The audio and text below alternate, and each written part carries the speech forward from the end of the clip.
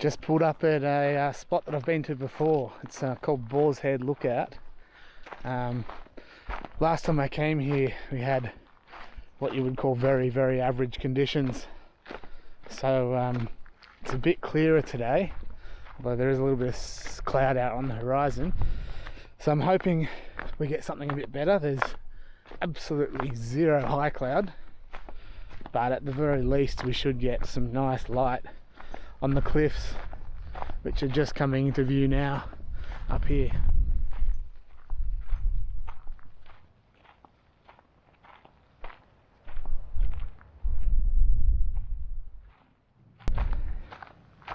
So I'm not actually out here for a sunset, which is why the conditions, there's no high cloud.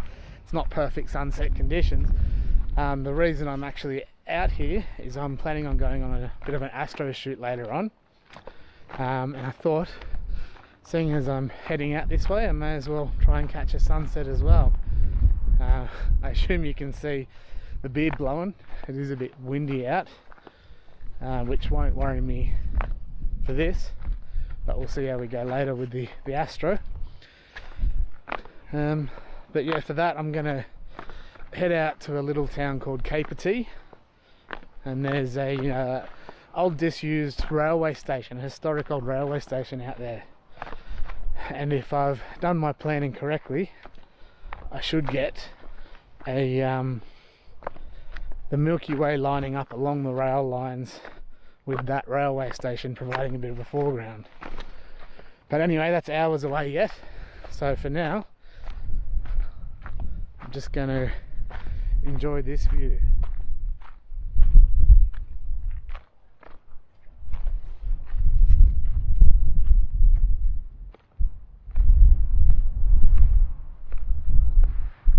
And I was worried about this.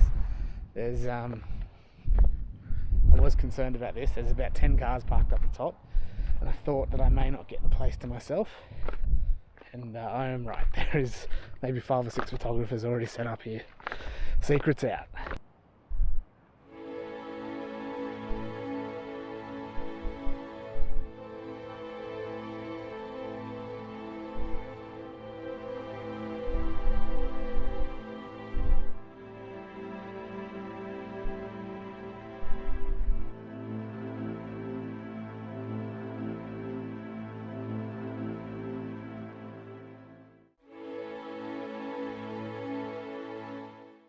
So I didn't do much filming actually down here at the lookout because there was so many people down here, and I don't like filming when there's that many people around. But I was basically perched up right down here on the edge there, and using that sort of rock leading out there and then back around. We didn't get what you would call amazing conditions, but it was nice to just sit and watch. It was a clear sunset, which is better than the last one I had here, which was obviously all cloudy and didn't get any light at all. So anyway, come back another time, but for now I'm gonna head off, grab a feed, probably set up camp somewhere, have a couple of hours sleep, and then head off and try and do that astro shoot I was talking about earlier. So it's about 3 AM ish. The moon's still quite high, but I'm here out at the old oh,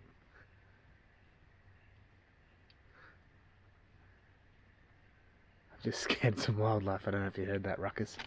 Anyway, so I'm here at the old Capertee railway station. It's a old disused railway station. The railway I think is still active though, although hopefully at not 3 o'clock in the morning. And what I'm out here trying to do is capture the Milky Way as it rises. It's already risen, but as it's up in the sky up there above the railway station. So I've got obviously railway tracks leading out, which are a fantastic leading line, and the camera set up there with those tracks coming into the bottom left corner and leading off into the image. And obviously my main focus, or my subject, is going to be the old station. It's the moonlight is probably going to be a little bit of a problem,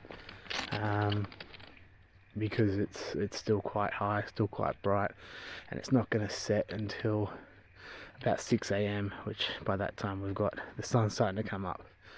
But anyway, I'm going to try this composition here. I will probably take something like 6 to 8 images of this composition for stacking later. I'll use Sequitur to stack those and try and reduce the noise. I don't know how much clarity we're going to get in the Milky Way because that moon's so bright, but what we will get is this foreground here, or foreground there, lit up really, really well. So yeah, fingers crossed that works. Yeah, so I did forget to talk about my settings there. Typical go-to settings for astrophotography would be an ISO around 1600. This is an f2.8 lens, so I'd open it all the way up to f2.8, and usually somewhere between 15 to 20 seconds. But because that moon is so bright, I'll drop the ISO down to 800, which is actually good because it will reduce the amount of noise. I've got my aperture closed up slightly to about 3.5, which will give me a little bit of a better depth of field, so hopefully I can get the stars and that station in focus in one image. And I'm using a shutter speed of 10 seconds.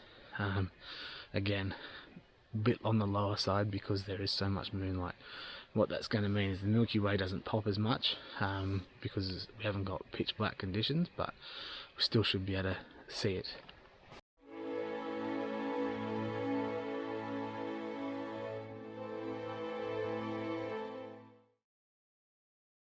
So I've changed up my composition slightly. I don't know, you probably won't be able to see on that there, but there's this tree here hanging over, and it's got these branches hanging over, and they're creeping into the right side of the lens, right side of the image, sorry.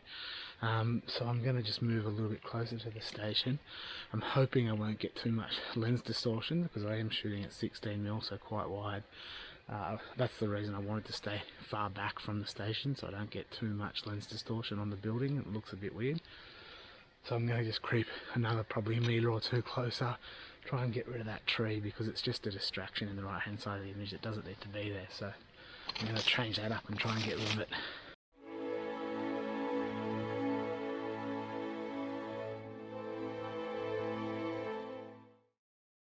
So I've pretty much exhausted my options, I think, with that landscape orientation. So what I'm going to do now is actually flip to a portrait orientation. Two reasons. Number one, I'm not getting much more out of this landscape, and number two, the Milky Way is getting quite high now, so this way I will be able to get more of it in. I'm obviously going to have to adjust my composition slightly because I'm not going to have the width there. I've got a little spirit level bubble in my tripod, and it makes, when you can't actually see your scene, obviously because it's dark, it makes it so much easier to line up or get your camera level. So hot tip, if you are looking at a tripod, get one with a bubble.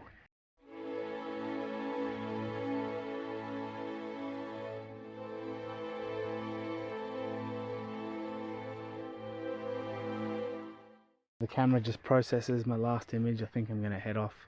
It's almost 4 in the morning now. So what I was saying about nightscape photography, Milky Way photography, is it's so important to actually come up with a composition. I know obviously the sky is the main focus and we all get excited about shooting the Milky Way and all that, but it's so important to actually have a well constructed image. An image of the Milky Way just with nothing around it is, you know, to be honest, pretty boring. It's the same as if you've got a really nice sunset.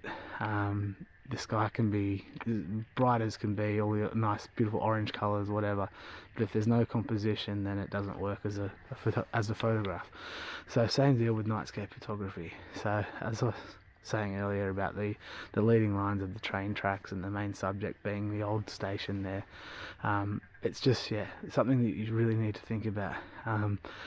Ideally, because obviously when you're doing nightscape photography it's dark, so ideally get there early, come up with a composition before it gets dark so you can actually see what you're looking at. I know this place, I've been here before, so I got here at 1 o'clock in the morning.